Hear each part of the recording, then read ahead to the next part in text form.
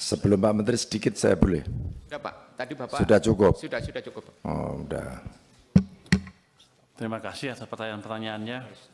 Oh, ini kayak ujian PhD ya.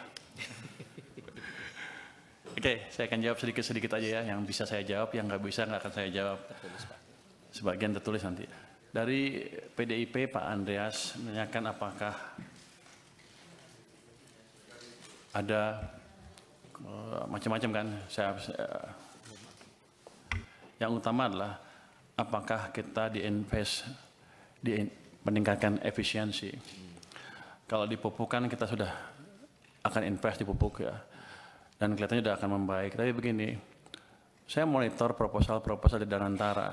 Setiap ada yang berhubungan dengan efisiensi, pengurangan cost, segala macam, saya selalu akan PMN kalau bisa. Tapi sampai sekarang juga proposalnya juga nggak terlalu jelas-jelas amat. Jadi kelihatannya nih arena Anda diskusi dengan Danantara semalam dijadikan ajang curcol Danantara ke Anda ya. Untuk menekan saya kelihatannya. Nggak apa-apa.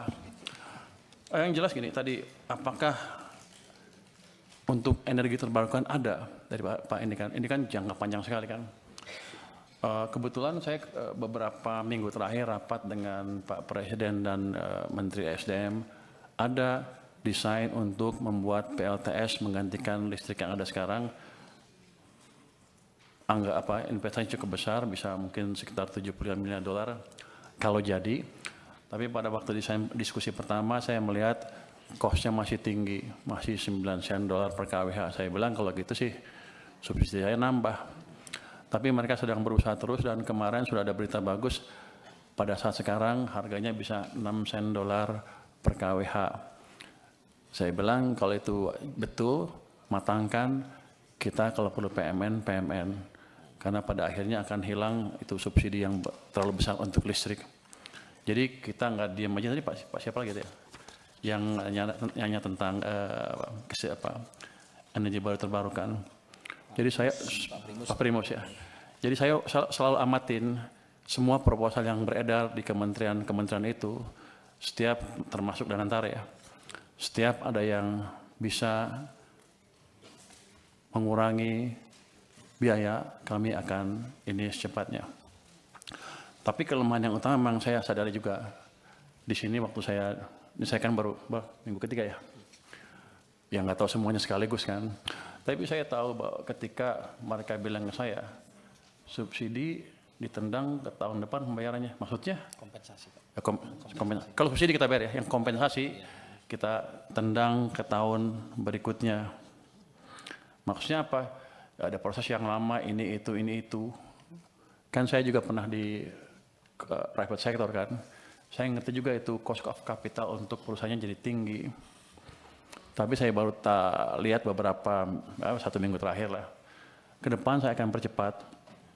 Jangan sampai kita telat bayar lagi. Kalau bisa sebulan langsung bayar. Kenapa? Karena uang saya juga nganggur di BI itu. Kalau gitu kan masuk ke sistem cepat, mestinya Danantara harusnya lebih cerdas lagi. Kalau ketika mood saya seperti itu, langsung dia ngadap saya, minta apa. Ini kan enggak, dia ngadap Anda langsung kan, bapak-bapak, ibu-ibu. Padahal sama saya, teman, saya pengawas Danantara, awas besok. Kenapa mereka nggak ke saya? Lah ini kan penting Pak Menteri, ini jadi paten ini kan, ini. Ini bagus, gitu. Ini bagus. Saya pikir korek seperti ini. Tapi yang dia udah tahu. Saya punya uang banyak. Saya baru taruh cuma 200. Masih ada 250 lagi di sana. Kenapa dia nggak ke saya? Jadi pada dasarnya begitu masuk akal, kita akan ini cepatnya. Kita akan review proses yang tadi 3 bulan tadi. Kelamaan menurut saya juga, yang memastikan bahwa program PSO kami tidak mengganggu cash flow dari perusahaan Pertamina dan PLN dan lain-lain. Tapi nanti saya lihat, kalau nggak untung juga awas. Kalau udah costnya diturunkan, jangan main-main mereka. Tapi yang tadi saya janji akan betulin tadi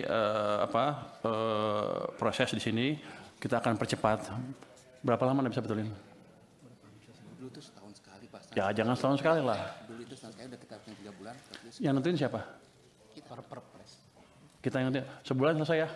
Sebulan selesai Pak. Nanti kalau enggak saya pindahin. Ini alhamdulillah ini kalau Menteri Keuangannya bergerak cepat begini nih Pak.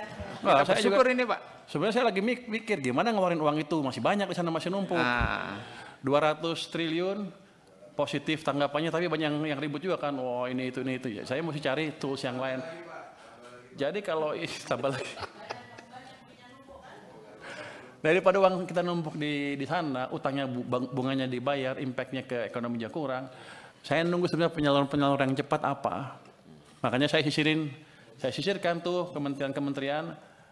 Saya ancam yang nggak bisa sampai Oktober nanti kalau Anda nggak bisa propose dengan clear seperti apa sampai akhir tahun, saya ambil uangnya. Nah kalau Danantara punya tagihan seperti ya langsung ngadap saya harusnya. Nanti saya tanya kalau rapat saya sebagai apa pengawas Danantara. Awas ya kan. Terus tentang apa tepat sasaran apa enggak? Oh satu lagi. Subsidi energi naik terus dari tahun ke tahun. Energinya kan tuh solar, diesel, itu impor. Banyak impor Pak. Kita banyak impornya sampai puluhan miliar dolar setahun. Sudah berapa tahun kita mengalami hal tersebut? Sudah puluhan tahun kan. Kita pernah bangun kilang baru enggak? Enggak pernah. Sejak kritis sampai sekarang enggak pernah bangun kilang baru. Jadi nanti bapak-bapak kalau ibu-ibu ketemu Danantara lagi, minta Pertamina bangun kilang baru. Download Tribun X sekarang. Menghadirkan lokal menjadi Indonesia.